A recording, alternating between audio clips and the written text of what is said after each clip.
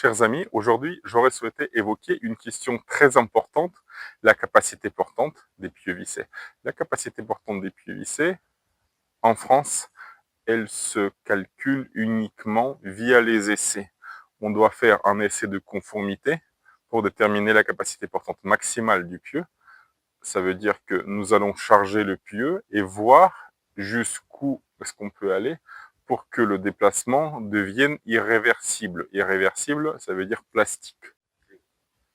Un petit rappel de la mécanique des milieux continus. Si nous avons un espace ou une forme ou autre chose encore sur lequel nous allons exercer une contrainte, on dit une force, mais en réalité c'est une contrainte.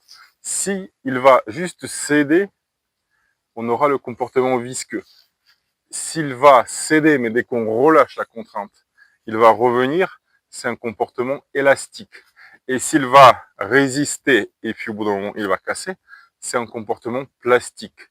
Donc du coup, en général, les solides, ils ont un comportement visco-élasto-plastique.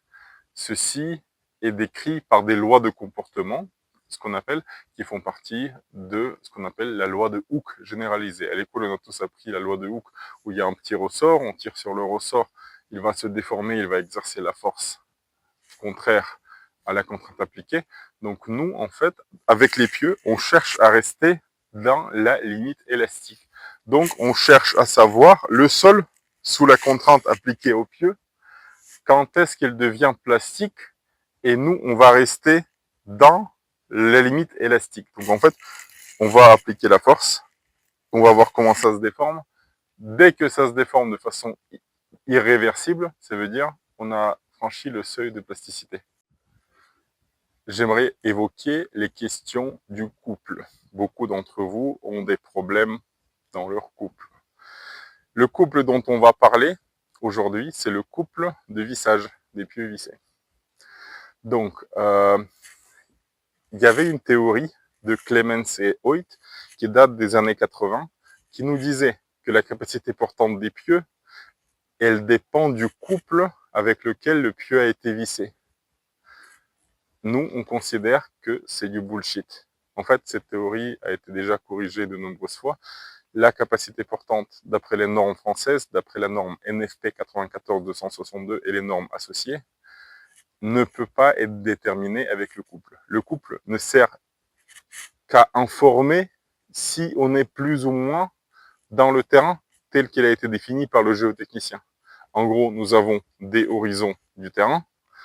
Lorsque on est dans un certain horizon, on a un certain couple de vissage qui est nécessaire au vissage.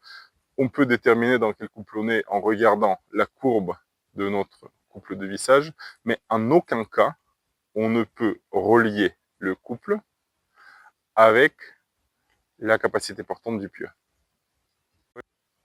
Pourquoi ça? Imaginez, vous avez des horizons géotechniques, donc des couches successives de sol. Vous pouvez avoir la succession des couches qui sont denses et d'autres qui sont molles. Nous, il faut qu'on s'ancre dans la couche qui ne va pas bouger. Donc en général, on va choisir une couche dense et on va ancrer les pieux là-dedans.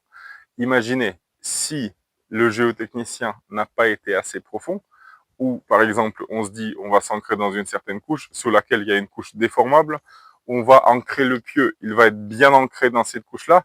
Toutefois, en dessous, il y a une couche qui peut bouger lorsqu'on applique la force sur le pieu. Du coup, la seule méthode pour déterminer les capacités portantes des pieux, ce sont les essais. En France, il n'y a pas le choix. On veut être assuré, il faut des essais. Sur ce, nous vous souhaitons à toutes et à tous d'avoir une belle vie de couple, de ne pas relier la capacité portante des pieux avec le couple et de faire des chantiers en pieux vissés. N'hésitez pas à vous abonner à notre chaîne.